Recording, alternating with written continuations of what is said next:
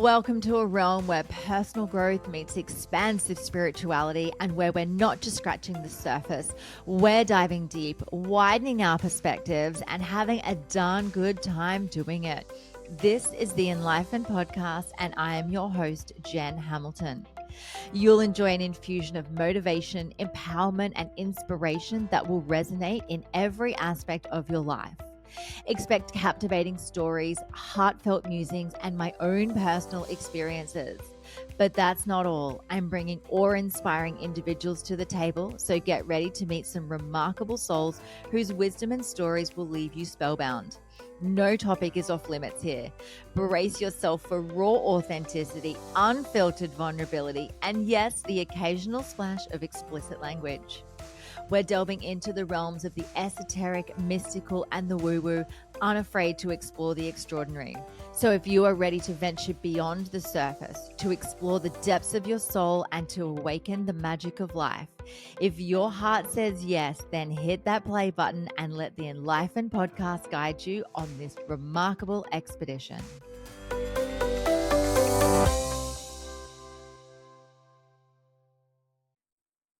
Hello and welcome to another episode of the Enlightened Podcast. I am your host, Jen, and my very special guest today is Shervin from the Hidden Innuendos podcast. This is a podcast that talks only about heartbreak, dating, and love. And I had the pleasure of being a guest on his podcast recently, and I invited him onto the Enlightened Podcast to talk about all things dating, love, relationships, and everything in between. This was such a fun and lighthearted interview, both of us sharing stories about our dating experiences, giving each other advice, and being able to dive into topics that a lot of people refuse to go. So I know that you're going to love it. Stay tuned. And without further ado, let's dive in. Shervin, welcome to the Enlightened Podcast. Thank you so much for being here. How are you today? I'm doing well now. Thank you for having me. It's my pleasure. Where in the world are you? I have no idea. You tell me. What day is it? Well, No, this is the thing. I know, right? We're in completely different time zones, different days. I'm coming to you live from the future, technically, because it's Wednesday here. you are. Well, if you're in the future, then fuck, the future is beautiful, I have to say. Oh, you're too smooth. You're too smooth. Well, thank you. Tell us a little bit about your podcast, because obviously you're a fellow podcast host. We're doing a bit of a Yes. swap here. I've already been on your podcast. You're coming on my podcast. Tell us about Hidden Innuendos and tell us a bit about what brought you to doing your podcast. Yeah. Well, to answer your first question, I'm calling you from Southern California, Orange County. Mm-hmm. Yes, the beautiful Sunshine State. But no, Hidden Innuendos is a podcast that talks about heartbreak, dating, and love.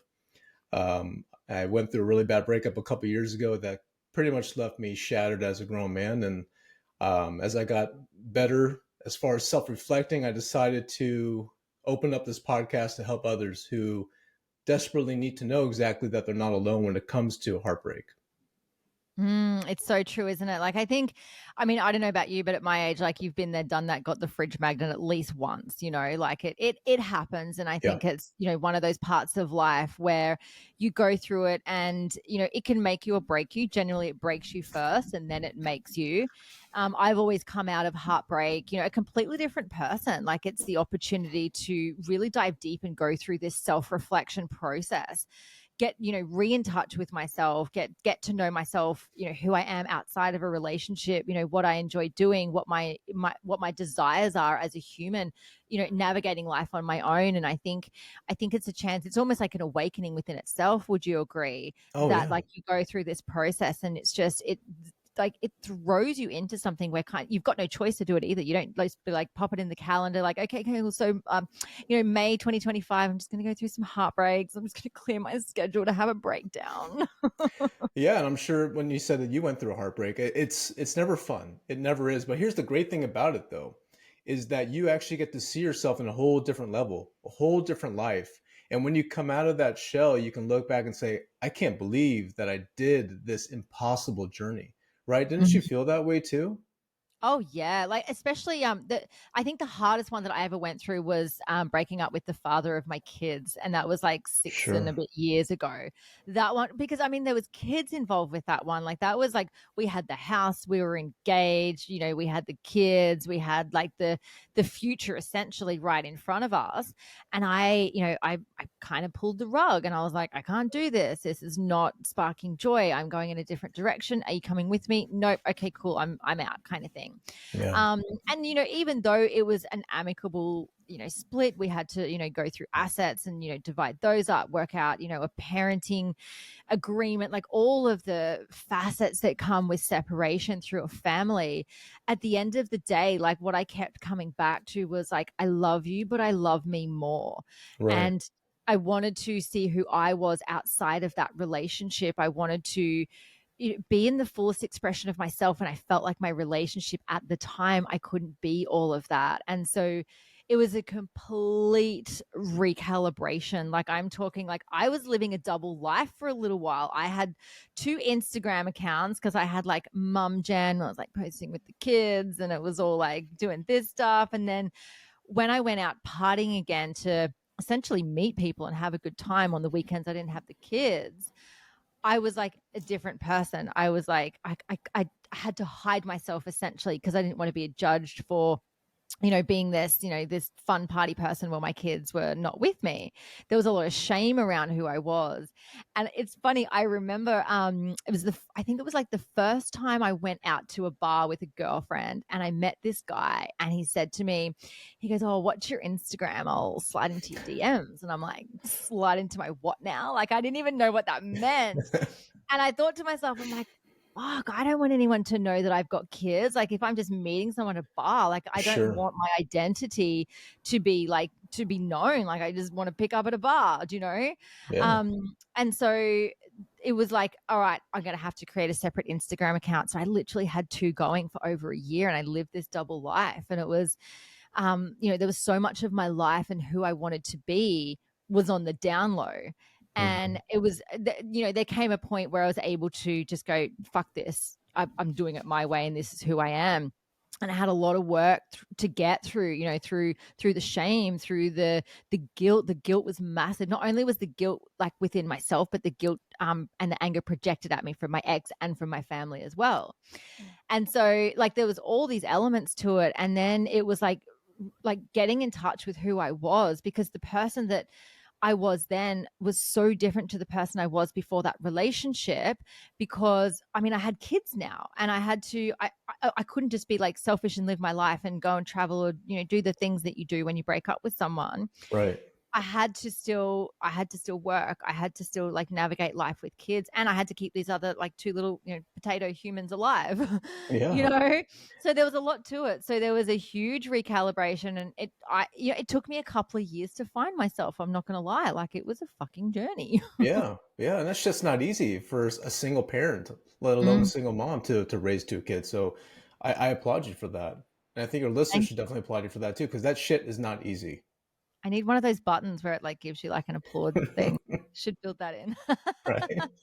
And do you know what? Like I love that I went through that process because I came out the other end so Yeah. much stronger and so much more in touch with myself. And I truly believe like the shit show that was that separation was all part of my personal evolution that's got me onto the path that I'm at now. Like I wouldn't be where I'm at in my life now not having gone through that. And I think that's a reminder, like for anyone that's going through the process of heartbreak or has been in it, or like, questioning things or having, some kind of existential crisis.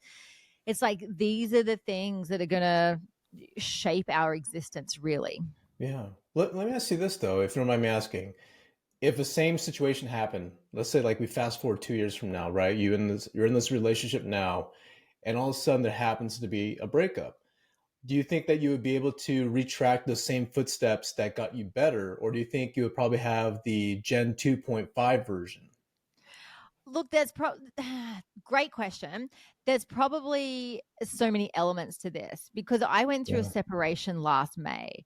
And so basically the timeline, I split up with the kid's dad about 6 and a bit years ago.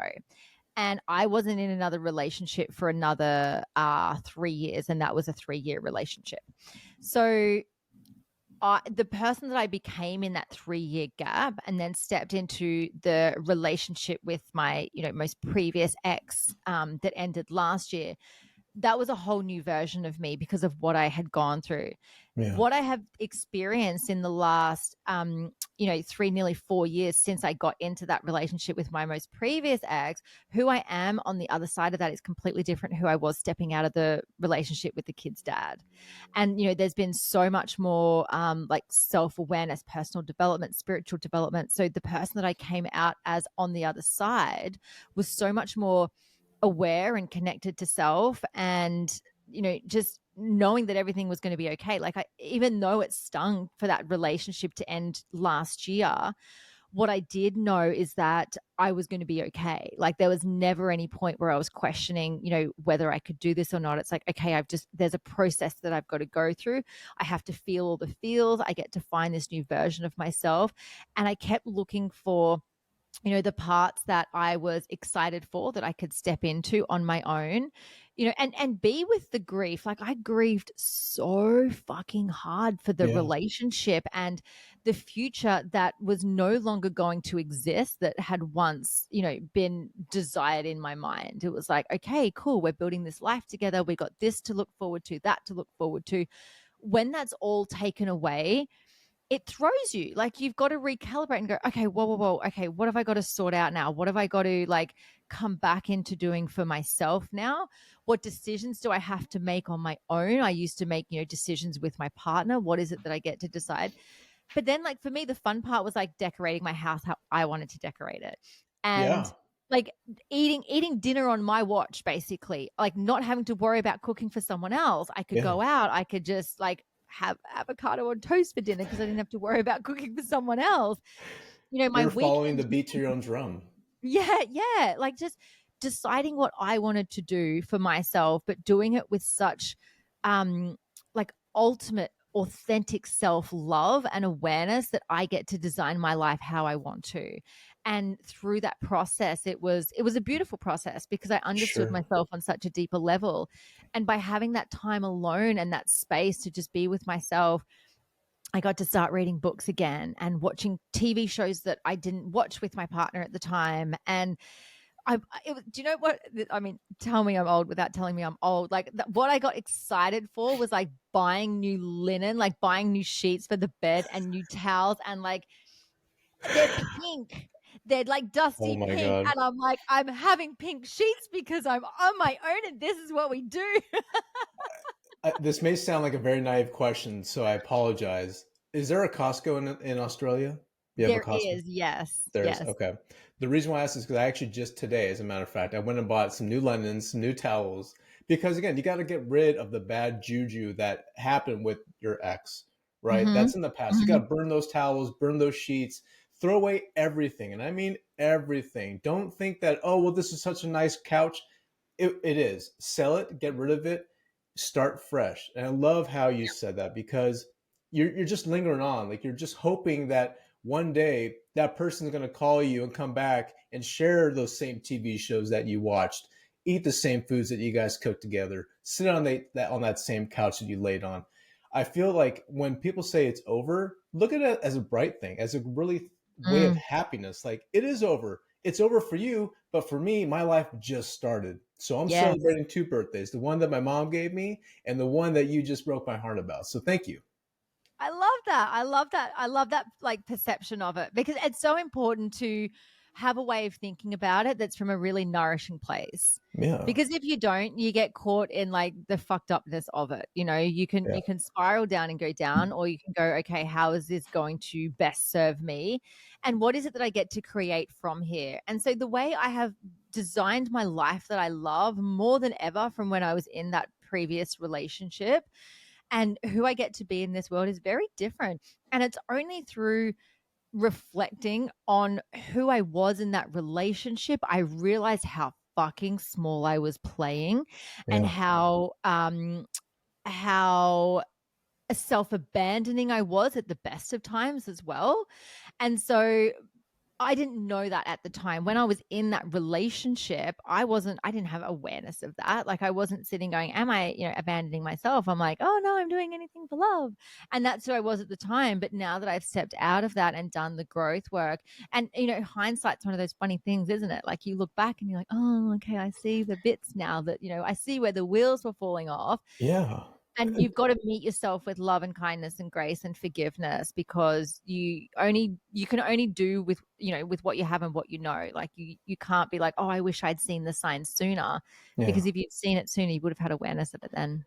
Do you know what's funny too is that we focus so much on the positive side, right? The aftermath, which is great. However, we do have to set some respect to the darkness, right? And what I Mm. mean by that is how you have accomplished getting out of that cave, right? For me, I can just tell you this truthfully, that when I was laying on the couch or when I was sleeping at night, I would wake up hysterically in cold sweats, thinking that she was with another guy, which that may have been the case. But the dark feeling that I had for myself really put me in the lowest point of no return. And I felt like I really had nowhere to go.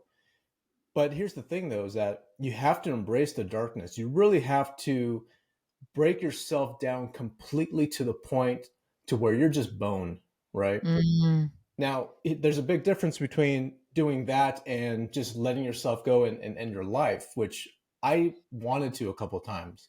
And I think that's pretty normal. I think it's very common for people to have that notion, right? Mm-hmm. Because I'm not good enough for this person, i.e., maybe I should just kill myself. Mm-hmm. But I can tell you that when I was thinking about that, I had to take a step back and say, wait a minute, hold on. We've got 2 kids. I have 2 kids that I have to help on this planet. What does that make me if I leave this planet just for a girl? It makes me a coward, right? So Mm. going back to the darkness, I broke myself down completely. I let myself be very vulnerable.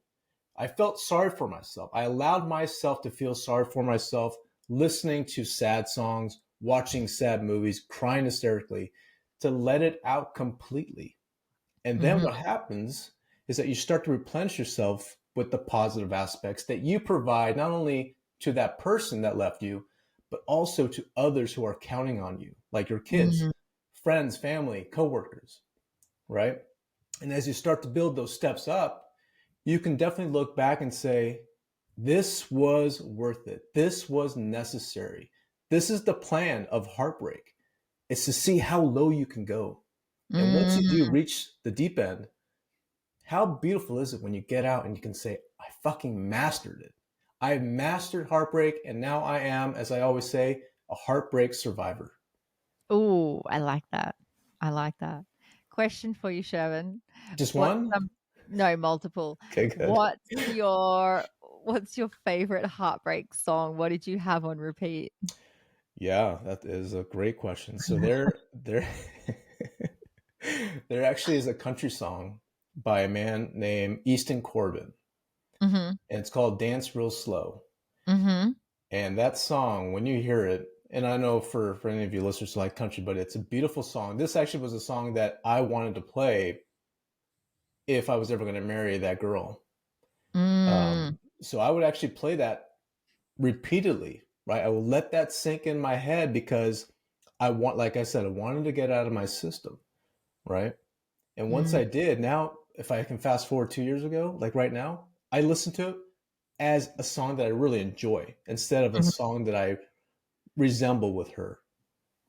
I like that. What about movies? What did you watch? What's your sad go-to movie? You're gonna love this, and this was like honest to God truth. I remember this was the week that I was going through my heartbreak. I lay down on the couch, and on Netflix, the first thing that popped up was Forgetting Sarah Marshall.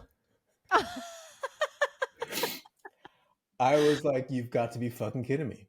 Uh, So I like literally was like, "Let's play it." So I was literally watching, and I was actually got a little high because I like to smoke weed. Sorry, is it okay if I say that? Yeah, go for Okay, it. okay. We don't use a filter around here. Go Oh, nuts. fucking awesome. I love it.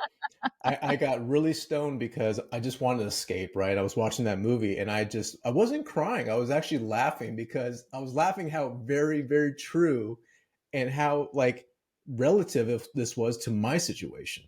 right? So that was my favorite movie. It still is one of my favorite movies of all time.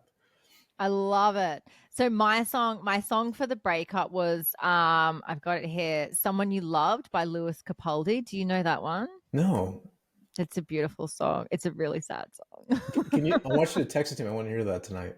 I will send it to you. And my Yeah. movie, I don't think I had a movie, but I would watch like movies about how I wanted to feel like Matthew McConaughey and Kate Hudson. I mean, like their chemistry is ridiculous, but How to Lose a Guy in 10 Days. Like, and then I'd watch movies or shows and I'd be like, I just want that. And then, oh my God, over Christmas time, I binged Virgin River on Netflix. Have you seen I that? don't think I have. Oh I've my seen God, it, but it's I don't think I've seen ridiculous. it though. So the one of the main characters on there, Jack, like everyone just needs a Jack in their life. And it was just like I would watch it and I'd be like, that's how I want to feel. Like Hmm. watching that, I'm like, okay, yep, yep. I just give me all the sad stuff. And then like I'd go into the part where I'm like, I don't have that and I'm in lack and I can never have that and I can't even just pack up my life and move to like a country town to like find a man like she just does on the show because I've got kids and I've got my life stuck in Brisbane. Just wait 10 more years if you Do can. you know, the trip that I'm planning, like once the kids are old enough for me to be like, okay, cool, I'm like out of here for a few months. I'm planning like a really big trip because there's definitely more of the world to see. And it is hard with Yes. kids. Like it's hard to say, oh yeah, I'm just gonna, nick off overseas for a month. I went overseas last year for 3 weeks and that was I tried to give them a sense of time of how long I would be away for. And because I was there still during that time, they really couldn't comprehend what 3 weeks was. And then by the time I got back after 3 weeks, they're like, don't ever do that again. Like that was too long. It is a long time, but then again, it's necessary. You definitely work your ass off. You Yeah. deserve to take these long holidays. Yeah, yeah. Well, I've got a few trips coming up in the next little while. We might be heading over to Bali soon. That's not planned yet. Who knows? There was Mm, definitely talk of a few of us meeting up in Bali. that would So be sick. That would be amazing. yeah, But it you would be. actually brought up a good point about the Kate Hudson and Matthew McConaughey about the chemistry, Mm-hmm. right? I actually been noticing here, and I've actually had some of my guests here, is that there's a lot of lack of chemistry now, especially when you're walking down the street and there's a person walking opposite side of you. Like, how can we make that energy existent again, right? Like, how can a man who is walking down the street and sees a beautiful woman, how can he provide that chemistry saying, "You're beautiful," in a very non cheesy way, or not being like a douchebag, right? Because I Mm-hmm. feel like there's a lot of women who still want to be approached organically. Mm-hmm. It's just a question of how can we align that chemistry and let the man be the one to take the lead. Oh, the man taking the lead. Like, I mean, you're speaking the language. So, and this is a really good question because I was actually reading something in a Facebook group that I'm in the other day, and it was around why men don't. So let's take a look at why it doesn't happen, Perfect. because then we can work out how we can make it happen or how we can, invite in curiosity around it, essentially. And what I'm understanding is that the reason it doesn't happen is because when it does happen, if someone's been shut down, then they've made an assumption that it's not safe to continue to do that, or that because everyone. Okay, so let's dive into the dating world essentially, because I think this is so relevant for our time. What's happening that I'm seeing in the dating world is that there's so many wounded people in there. So men are wounded by the way women have treated them, and women are wounded by the way men have treated them. So that's an equal playing field Right. essentially. And then there's a lot like people like wounded people trying to date is just a recipe for disaster because it's Hmm. taking through like your baggage and your shit to someone else and saying, oh, I would like to date you, but I don't trust you. And I was talking to someone this morning about this because they were telling me about someone that they had been talking to on a dating app a little while ago. They hadn't met in person. They had really good chemistry. The conversation was great. However, it came to a point when they were discussing like the dynamics of masculine and feminine, basically. And basically, she was saying, look, all men are guilty until proven innocent, and that's just the way it is. And he's like, hang on a second, in what regard? She's like, all men are really, really bad. And he's like, so by virtue of this, by assumption of this, you're saying that, I'm essentially a rapist until I prove that I'm not. And then she kind of went down the path. It's like, well, yes. And, all women want is to feel safe and to feel secure with a man. And he's kind of like called her out on this and said, well, hang on, the way you're, the way you're perceiving me to be, and you're saying you want someone that's keeping you safe, like a good man to keep you safe from the bad men. How do you discern like who's who and how you trust them? And then, because he simply called her out purely out of curiosity, like it was never about a tone where it's like, you're wrong, I want to fight you on this, she came back with every name under the sun for him, and calling him like gaslighting, narcissist, misogynistic, like all of these things, because he was like, well, hang on, that's just simply not fair. And I guess from a psychological perspective, I can see where she's wounded. So something's happened to her. She's got some trauma she's experienced there, where someone has, like, she's been hurt basically, and someone has said something, and she doesn't know how to handle that or regulate within herself. And he's obviously carrying something where it's like, hang on a second, this is unfair. I don't agree with you. I feel safe enough to, display my version of what I think is happening here and bring it up, yet gets his head bitten off. And now he's like, well, I can't talk to women in the same way, because if I disagree with them, I'm going to get called like a misogynist and a narcissist and all of these things. So I think, and that's just one example of it. Like, everyone's just got their baggage and their shit that they're bringing through. Yeah, but why do we get labeled? And not that I'm taking any man's side here, but in a way I am, because I am a man. So like, Mm. if I say something wrong, or if I do something wrong or mistreat a woman, not saying that I do, but if I did, would I be labeled as a narcissist? The reason why I ask is because, remember during the time of COVID, when it first came out, you broke your leg, COVID, you sneezed, COVID, right? Like you got a sprain on your ankle, COVID. Like it was pretty much you're labeling one thing that just Mhm. is not even relevant to what that person is doing or what the cause of it is. Mm. So when I hear the narcissist and the gaslighting, I get that. I totally understand. You want to label that man for whatever he is, that's fine.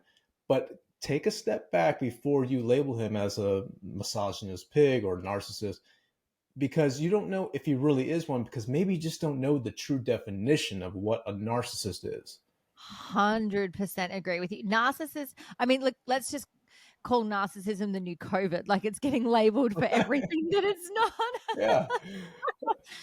It's not as, it's not as infectious, or maybe it is, but like it's like someone with like true NPD, narcissistic personality disorder. It's not just someone that has a difference of opinion and wants to prove a point. Like, it's just so far removed from that. And I think it's taking away the detriment that actual narcissism has on people by calling everyone a narcissist. And I was watching, this is my toxic trait, I was watching Love is Blind the other day, and there was a bit of a shit show between, oh God, what's her name? Laura and Jeremy. And Laura's just going to town on Jeremy, calling him a narcissist. And it's like, he's not. Sure, he made some poor choices.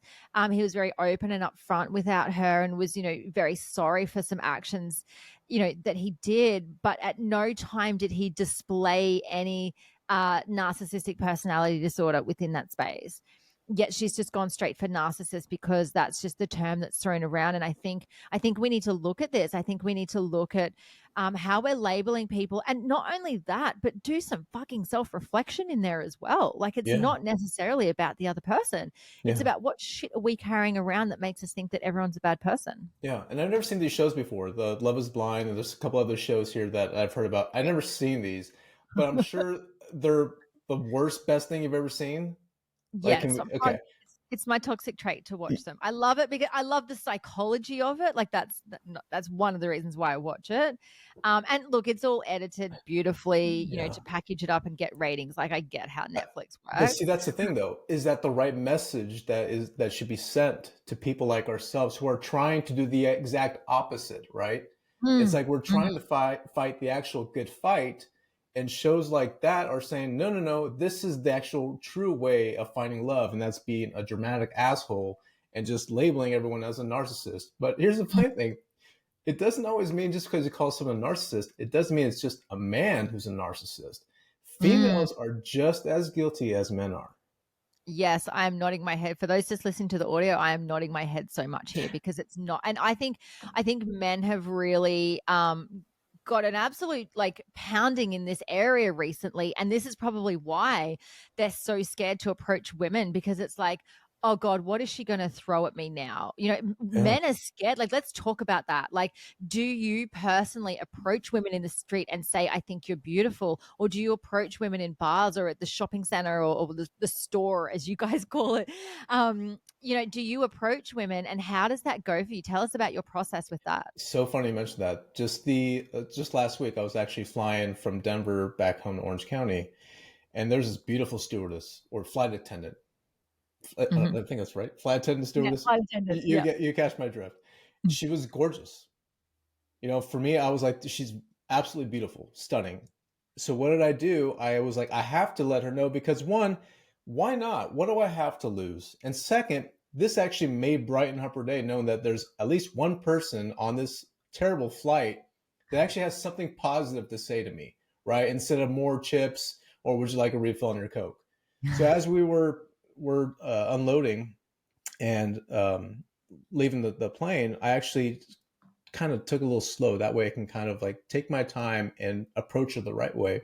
So as I was walking by, I started to slow down. I said, excuse me, I'm so sorry to say this, but I just want to let you know that you are absolutely beautiful. And she didn't say anything. She just looked at me and said, thank you. Thank you. Oh. That spoke a million words to me, right? Mm. Because again, you have no idea what that person's reaction is going to be. It's not up to you. You can't think for that person. So what are you going to do? Shoot your shot.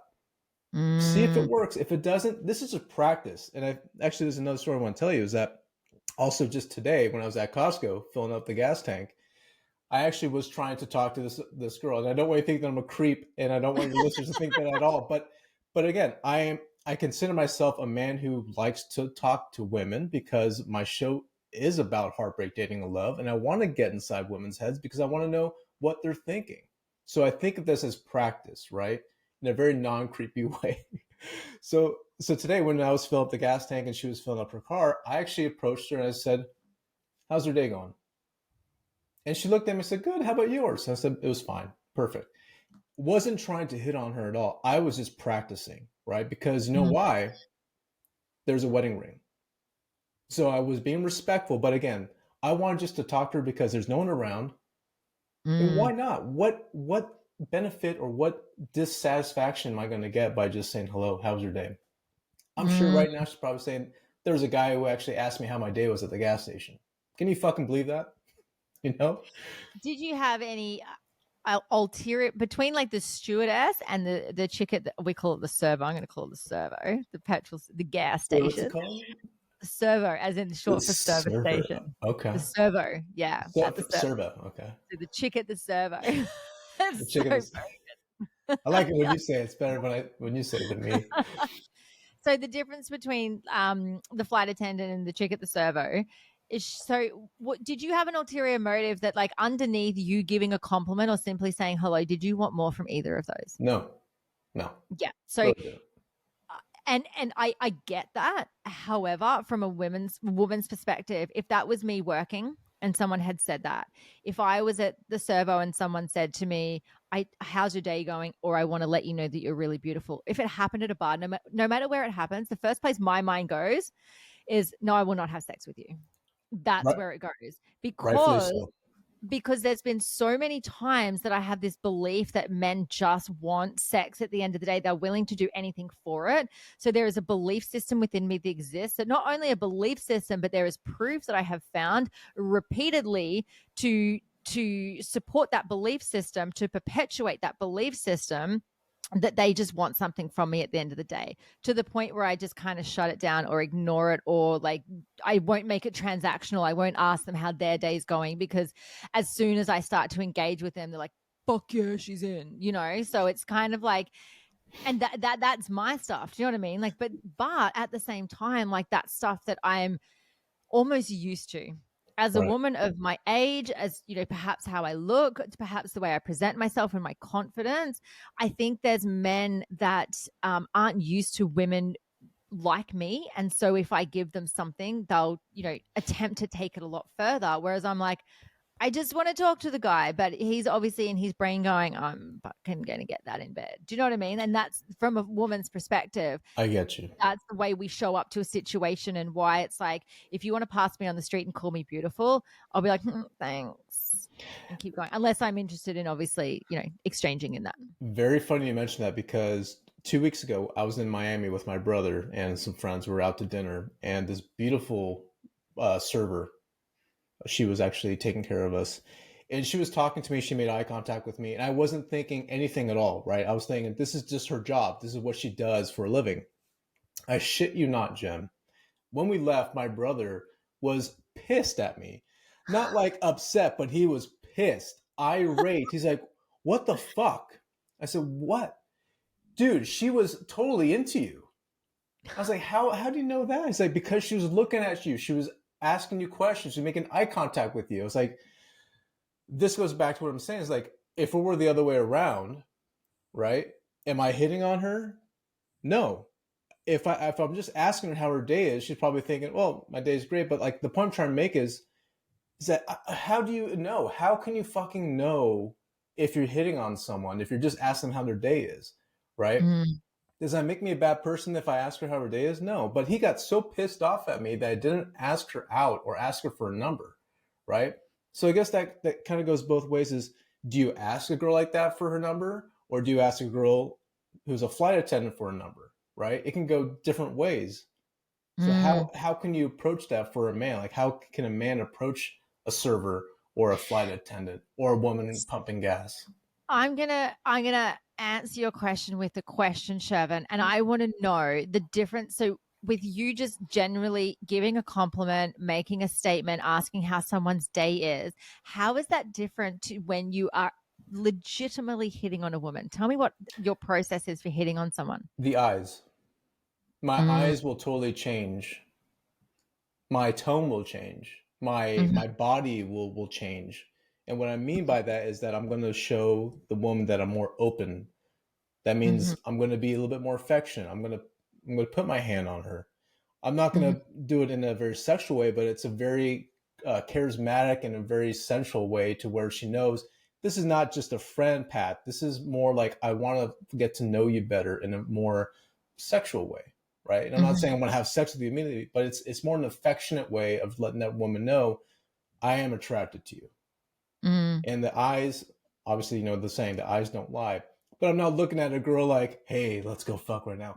But it's to soften up the eyes, to let them know I'm engaged with you. I want to know about you. I want to ask questions, Mhm. right? How do women respond to that? Like, do they know the difference between you just making a statement that they're beautiful or asking how their day is, or are they receptive to the fact that there's a little bit more here? So the eyes get involved, the touch gets involved, and your openness and your energy shifts. Do they know the difference? They do, and if I can feel, if I can feel that they don't want to play that same game, then I take a couple steps back, right? Because I know either they just are not into me, which is fine. I mean, that shit happens, right? That there's not every woman's gonna like me, and I'm not gonna like every woman, right? That's just how it is.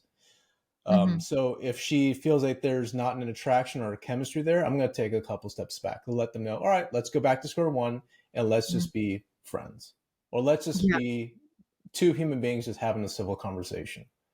Yeah. But if I see that she is engaged and she is putting her hand on me, or she is looking at me, or saying things or doing things, right? Like for women, when they put the hand behind their hair, right? I mean, that's true, right? That means that she's showing something. She's showing a sign of her body, right? Her neck, Mm-hmm. right? So it's the small things like that. And I guess this goes back to practice, right? Is most men, if you don't know how to play the game, practice, but don't be a fucking cheeseball.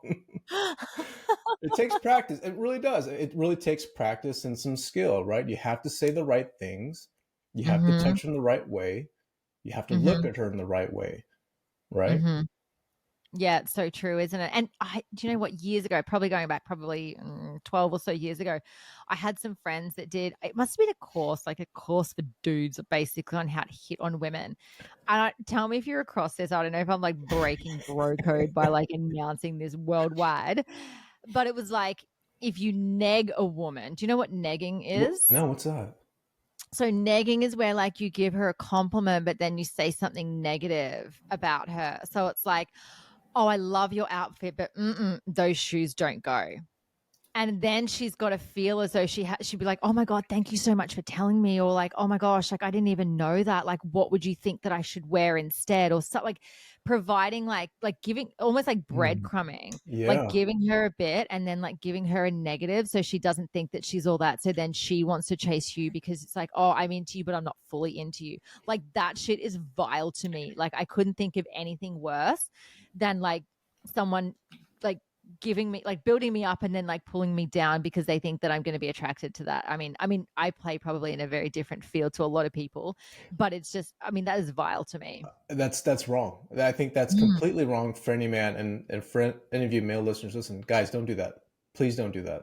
Yeah, don't be a dick. Don't be a That's dick. Compliment. Don't ever bring a girl down, right? yeah, Especially when it comes to her shoes.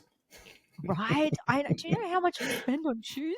Yeah, exactly. No, you men should always be complimentary to women. Always Mm, compliment, right? mm. But here's the thing, though. Oh, sorry. Go ahead.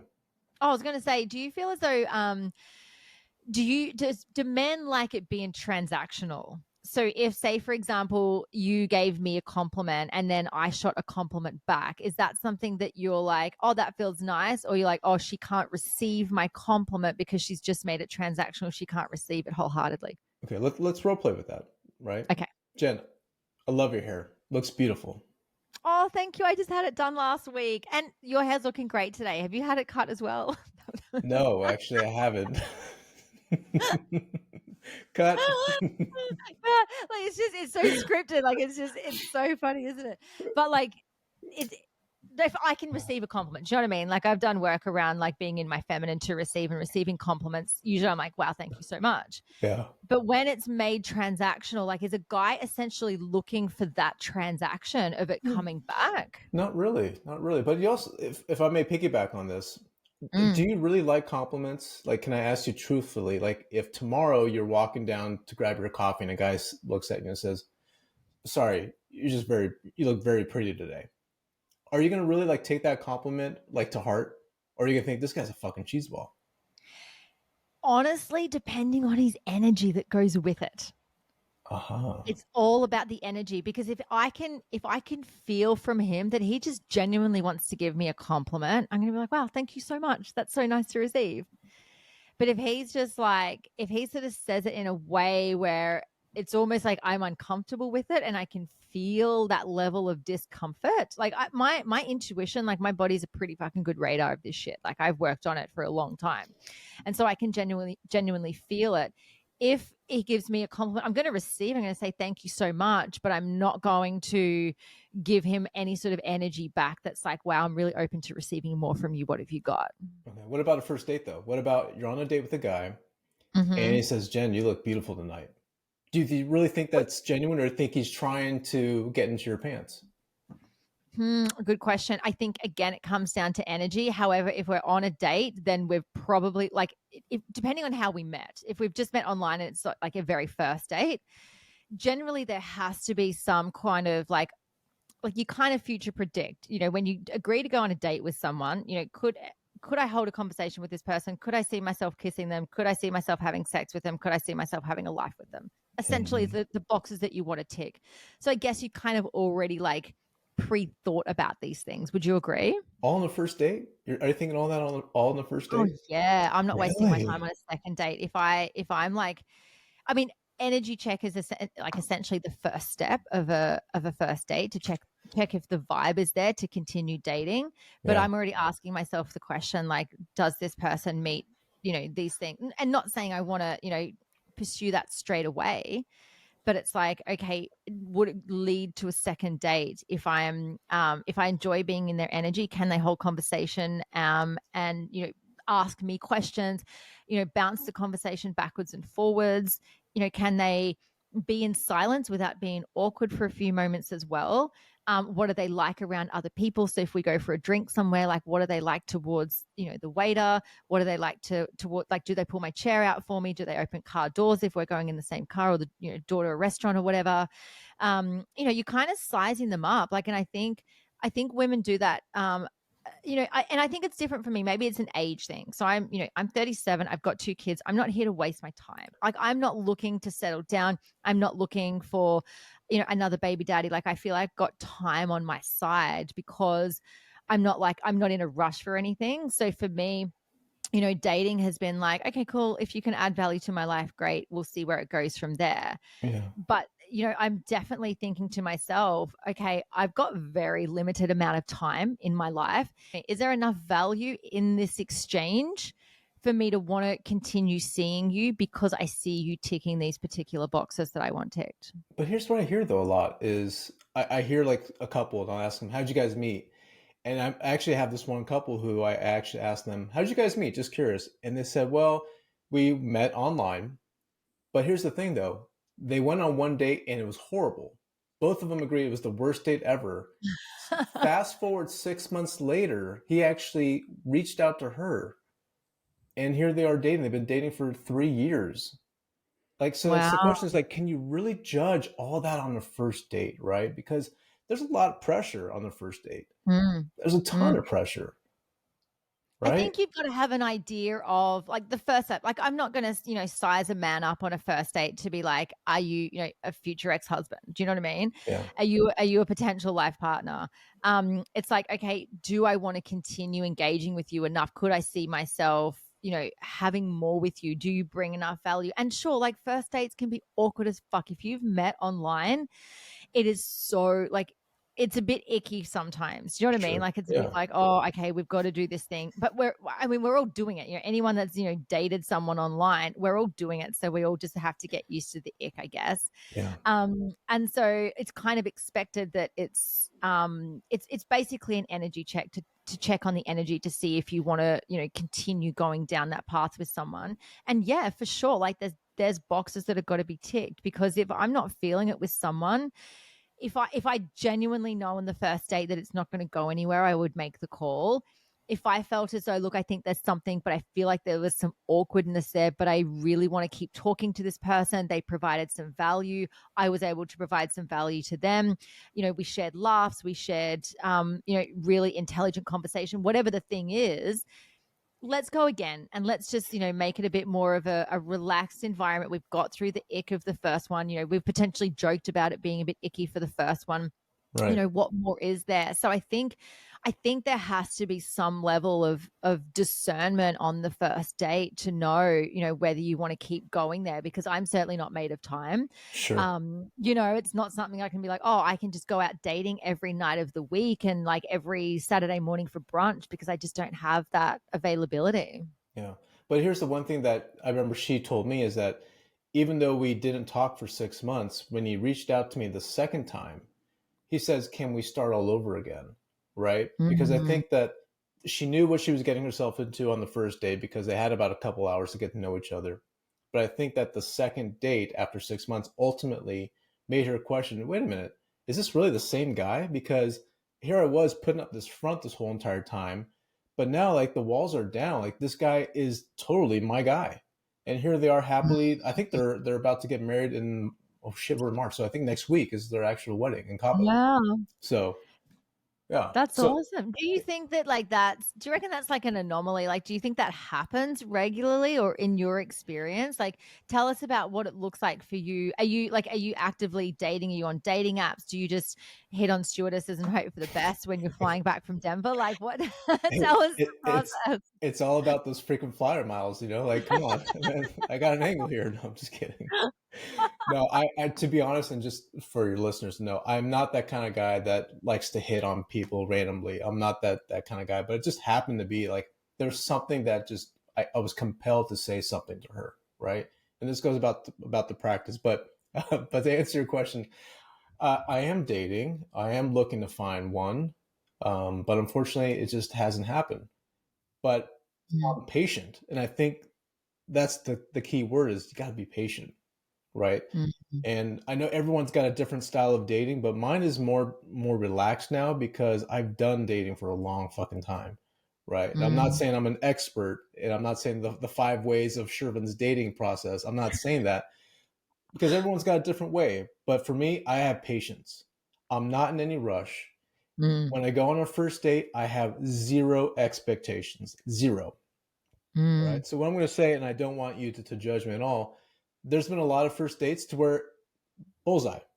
I'm Yeah. scoring.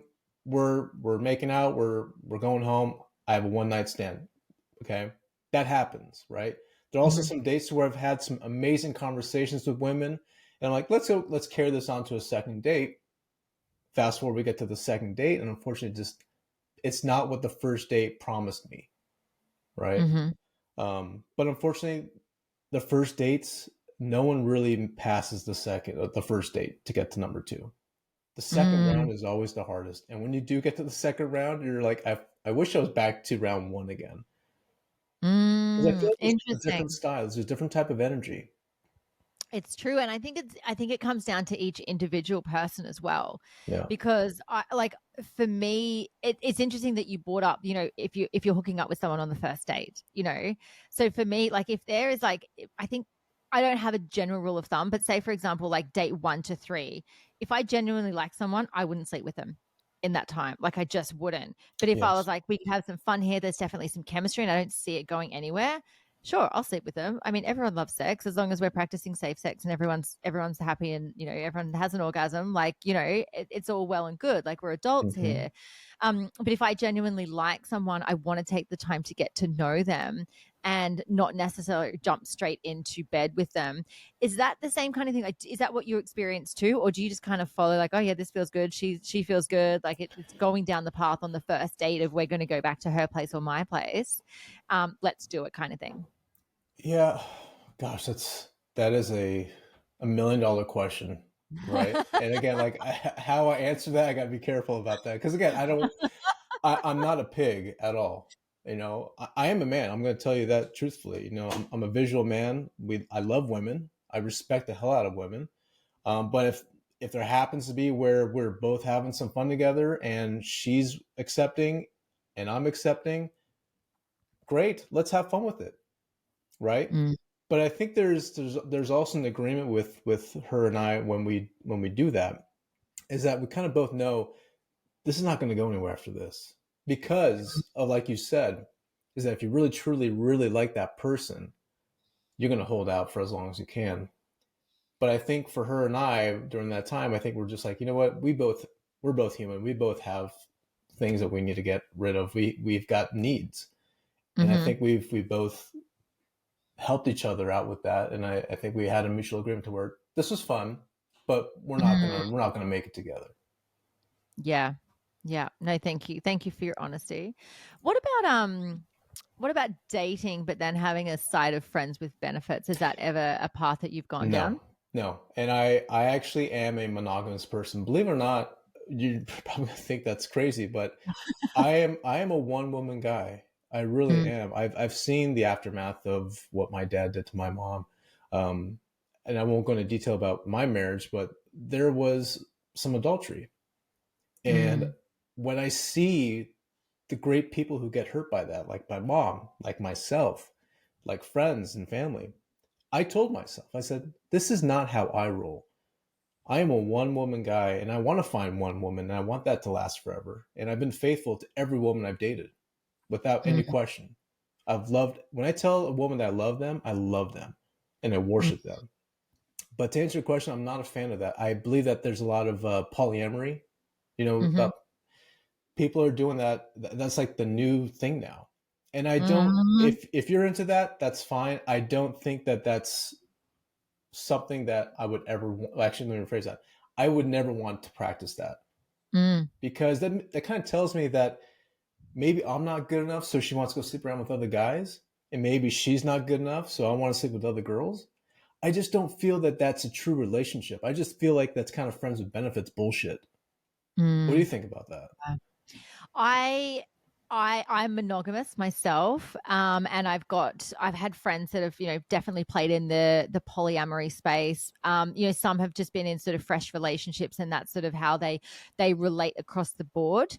And then I know people that have been in like a 16-year marriage and then opened it up to poly, and watching it was such a shit show that I was like, I am more monogamous now watching the shit show that you're going through, trying to find yourself and what it is that you desire in a poly dynamic. Yeah. And I think it's really interesting because I think from a biological perspective, Shervin, I think women are generally monogamous and men are called to more non-monogamous. Mm-hmm. And I think it's a conscious choice. Like no relationship is ever going to be perfect, and I think it's always going to take work. And I think yes, after years, people get bored, people get like life has challenges, and then you get worn down if you're having certain number of fights, or if you're um desiring something that your partner's not open to giving you or doesn't know how, or you don't have the time together to explore certain things, and it feels exciting and adventurous to go and seek it elsewhere. Like these things do happen. It fucking sucks and it happens. Yeah.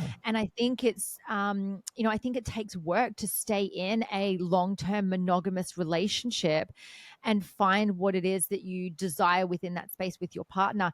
And I also know through speaking with people who are open to conscious relating, and polyamory really works for them, is because they feel as though they want to be in the fullest expression of themselves with multiple people, because one person doesn't need to be the person that gives them all, that they can spread it around. And I think I think it's perhaps maybe different wiring around something. I don't know if one person can change their mind from one or the other. And I think, two people, you and I, talking about monogamous people talking about monogamy, like, yeah, we're on board. However, someone that's, really thriving in the poly space through doing it through ethical non-monogamy, through having really like wide open, crystal clear, conscious communication with their partners. To be like, cool, this is where I'm at, this is what I desire. But I also feel poly is width and not depth.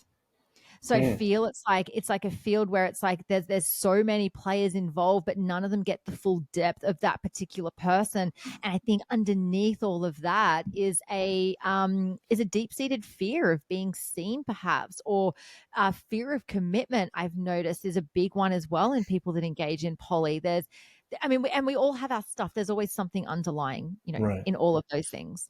Well, and I don't want people to say, "Oh, it's so hard to be monogamous." I don't believe that shit as an excuse.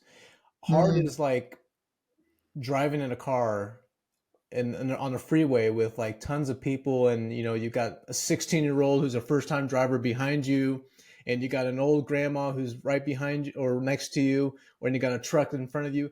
That's hard. It's hard to maneuver through traffic, right? Or trying to solve a very hard math equation. That's fucking hard. Or trying to mhm, come up with the cure for HIV. That's fucking hard. But to be monogamous, are you fucking kidding me? You're telling me that is hard to do in life? Really? Really? You're seriously gonna tell me that it's hard to be committed to one person forever? What does that mm, tell you about a person? Right? What does that tell you about that person's integrity in life? Tell me what mm, is easy to you in life now? What exactly do you look forward to in life? What challenges do you think are acceptable to you? I just feel like it's just a cop out. It's mm, such an easy thing. Is if I say I love you, I love you. I'm with you. mm, My heart is yours, right? So don't tell me that it's fucking hard. mm. That just really pisses me off when I hear that. Sorry. I I No, got I totally agree, and I want to explore this a little bit deeper because, yeah. say for example, when two people get together, let's just call the honeymoon period like the first year, like everything's great, like the sex is phenomenal, you're excited, you're passionate, you're making Yes. plans together, you're doing things that you haven't done with this person. And say for example, you get 15 years down the track, and you've done a lot of growth work. You found yourself, and this person's like almost gone backwards in the other way. And they're like, do you know what? I just want to be a couch potato. I don't want to do anything. I'm really over this. Or perhaps there's been something around health that's come up, or perhaps, there's division there. Do you know what I mean? Like, I think Hmm. I truly feel as though committing to a relationship is deciding that you will show up to that person's funeral over and over again for the version of them that once existed that's no longer going to exist. Mm. And I think that in the space of a conscious relationship is a decision that that couple gets to make together, because you've got to agree that you're not going to be the same people that you were in that honeymoon phase, in those first few months or that year where everything is exciting and passionate. It's like, hang on, we do have to get down to the nitty gritty. And I think that's the hard part. I think that's what, hard, easy, good, bad, it's all subjective, right? So your version of hard is going to be different to my version of hard. Right. Um, but when I think of something hard, it's like being with someone who's no longer on the same page as me, let alone in the same chapter of the same book on the same bookshelf. Okay. So We started out. how do we get on the same page, right? Like, can two people who are sharing a relationship together, if one of them starts to go left, how can we get that person to also maneuver in the same direction, right? How can that person tell that person respectfully, like, honey, don't touch me that way during sex, right? I mean, let's use sex as an example, because that's an ultimate Mm-hmm. example, right? Mm-hmm. Is that it feels good in the beginning, right, during the honeymoon phase, like you said. But after a while, if she's not liking the certain position, or if you're not liking the way she's touching you or licking you, how can you respectfully tell that person, let's change the course of action right now? That way, we don't have any disruption a year from now. That way, I'm not sitting on the couch eating potato chips on our third anniversary while you're wearing sexy lingerie, right? Mm-hmm. Keep that fire going. How Mm-hmm. do we keep that fire going? And how's there a way that we can communicate with each other respectfully, right? Instead of ridiculing our partner. And you said the word like it's conscious communication. And I think this is like, it's so important. Like, communication is like one of my highest values in a relationship. And Mm. I mean, I'm naturally a communicator anyway. I literally talk all day, every day. And I have ways in which I can communicate in a very like strategic and nourishing way. And I think it's about knowing each other's communication styles. And it's not necessarily just about words. If someone is feeling like they're not seen or heard, they're not necessarily going to use their words. They're going to use body language. They're going to find ways in which to pull back and shut down and turn away from that person.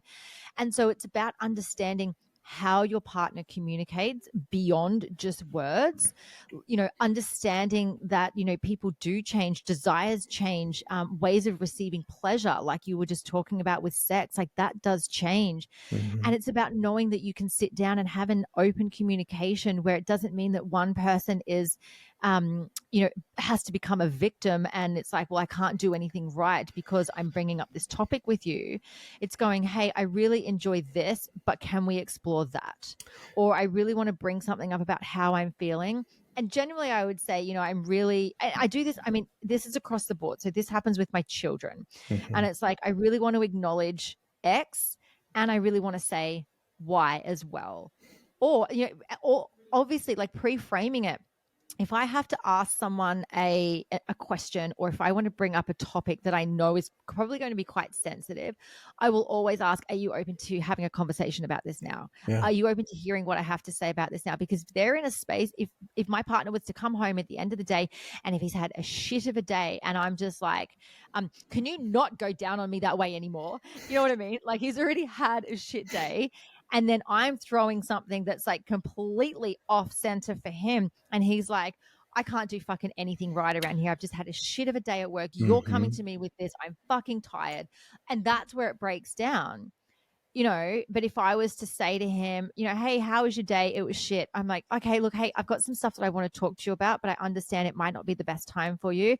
Are you open to hearing what I have to say? Or can we, maybe make a time for another time to have a chat about some stuff? And he's going to go, oh my God, thank you so much for asking. Let me go have a shower. can you make me a cuppa? And then, let's meet on the couch in 15 minutes, and Can have I a share a conversation. story with you and your listeners?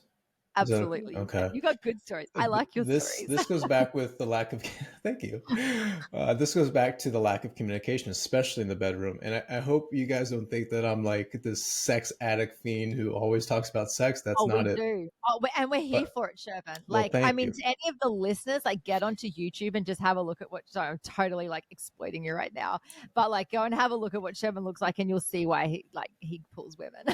Oh, you're so sweet. I love you. Thank you. But no, this was the catalyst to the heartbreak. It was New Year's Eve of 2021, and I was upstairs with my ex girlfriend in the bedroom having sex, and the feeling was mutual, right? I mean, you can feel like she was moaning, I was moaning, because again, you're in love, you're feeling that bond together. But something happened after she had an orgasm, right? In inverted commas, so it wasn't real.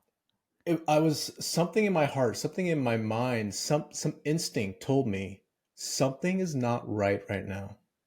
Right. So after I orgasmed, I looked at her while she was laying down. I said, "Did you come? Did you orgasm?" And she said, and you can see her face in the darkness too, like because I can feel there's something. Like I said, there's some type of energy that was not welcoming. I said, "Did you orgasm?" And she said, "No, it didn't even do it for me." When I heard that, Jen, Hmm. not only did my heart break, but my dick felt like it was useless. Mm. For a man to hear that from anyone, especially a woman who loved you, that is probably one of the worst things you can ever hear, right? Because it Mm. takes away your dignity as a man, right? So now, not only am I questioning our love, now I'm questioning, was she faking this the whole entire time? Now I'm Mm. going backwards again, saying, am I a good lover? Am I a good size? You start to question yourself, right? So while she was laying down, I got up, I looked down while she was laying in bed, and I said this: "Do you still love me?" The pause right now, just so you know, is the exact same response that she gave me. So I Mm. knew, I was like, "There's my answer." So as I was getting better, and this goes back to the recuperation of the aftermath, when I was having sex with a couple women I was dating, it was so hard for me to feel and get back up again, right? To get the blood flowing, to feel like a man again, right? Because the Mm. question keeps echoing in your mind, is is this good? Is she really feeling this? Does it feel good to her? Is she faking an Mm. orgasm? These questions are just pounding your head. And this goes with every partner I've had ever since the breakup. It's always questioning my mind. Am I a good lover? Am I doing the right things? Right. Mm. But I can truthfully tell you is I remember real quick here. I told this one girl when we were dating, we went to go see a movie. I remember, we went to go see a movie. I'm trying to remember what the name of the movie was. It was a shitty movie, by the way. We came back to my house and we started to make out, and then we were getting into the bedroom, and I literally started crying.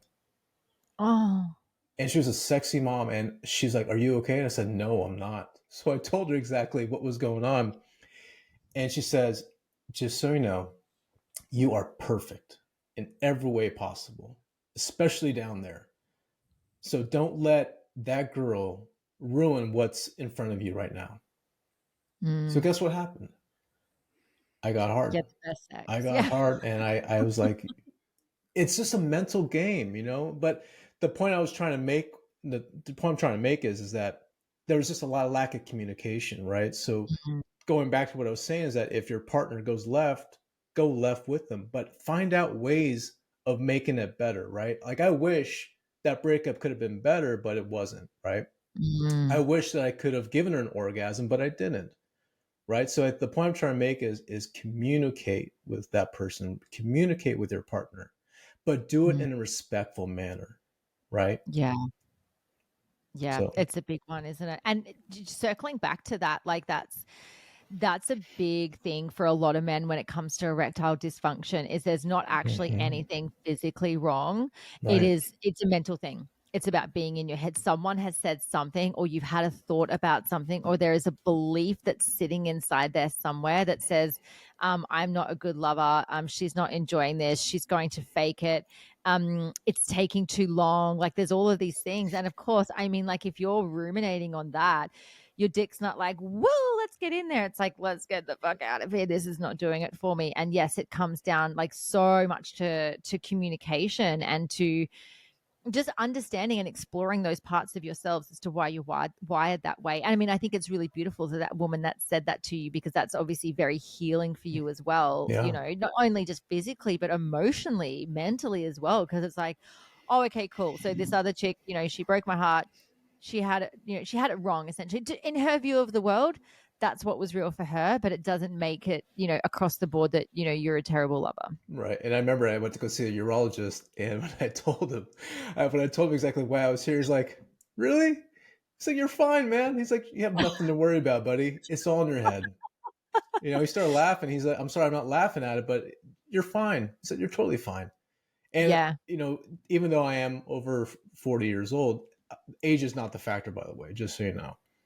Mm, It's yeah. not. Yeah.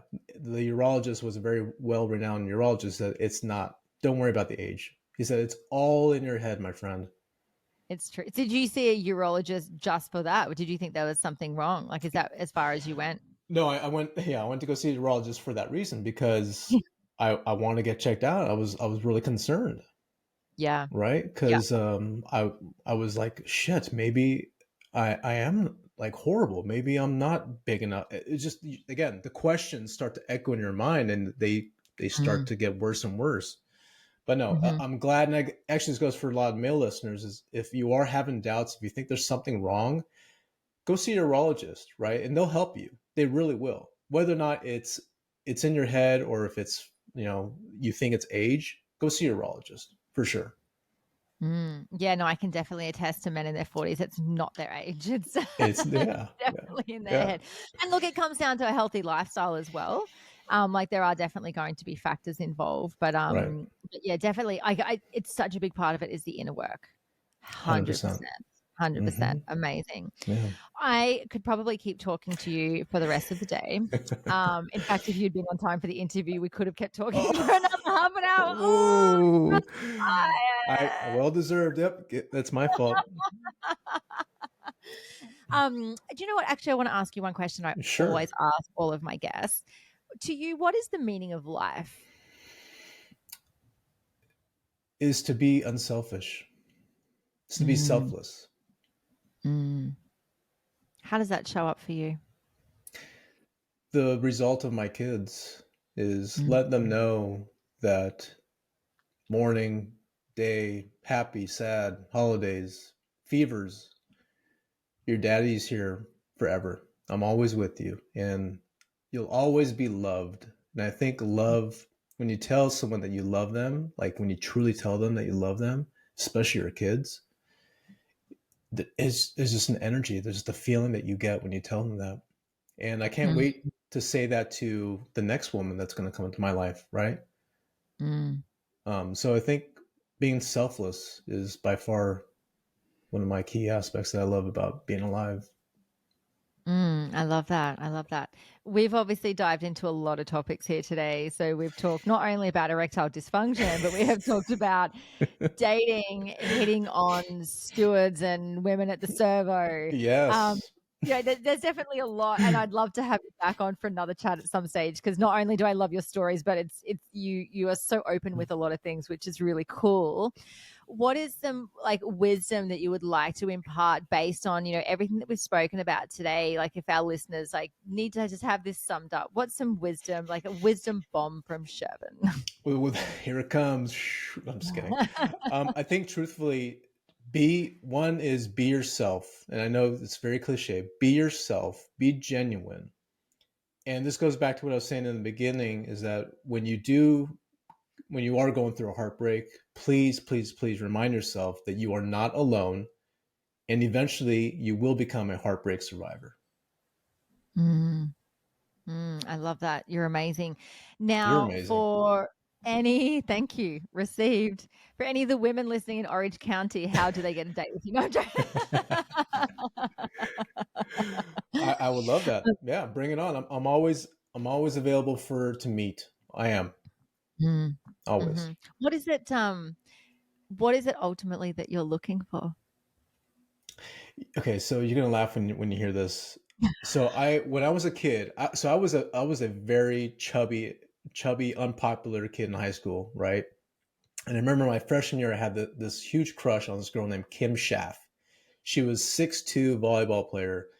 I was in love with her, Jen. So in a way, and I hate to say the height factor because I know I always say like fuck height because every woman is always asking the guy to please be tall on the dating apps.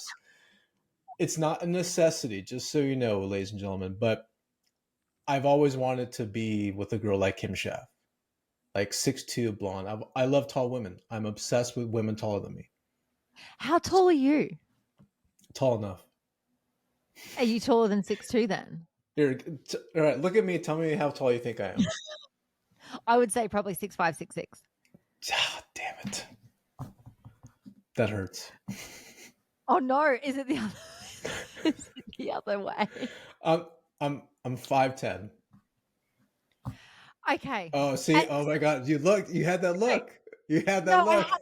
I have never met a guy that has wanted a taller woman. Oh, I love taller women. I've never ever met a guy that has said I love women. That's what threw me. That was the face. 100% Yeah. promise you Okay. that. Yeah. Wow. Okay. And so how do you, I know that we kind of wrap this up, but let's open it back up again for 5 minutes. I've got so many questions because I'm the opposite. So I'm 5'6.5". I kind of used to say 5'7". I'm like, no, I can get away with 5'6" because I'm halfway between. But I've always gone for taller men. And I've like discounted anyone below 6 foot because I'm like, no, I want them to be taller. And then I'm like, hang on, I'm cutting out a massive fucking, part of the population here with something that we can't help. Like height, we cannot help. It's not something we would be like, oh, I can't, I can just change this. Like, it's not even possible. Right. And so for me, it's like, okay, I like the idea of being with a taller guy. It's not the be all and end all, but how does it go for guys that like, generally like guys that I meet want shorter women? I have never ever come across an anomaly that you are. By the way, on the next episode we have, I need to tell you in the audience about the stories of height because I have so many stories that will blow everyone's fucking mind to where they're like, wait a minute, hold on. Now they're gonna start second guessing height, especially when it comes to men.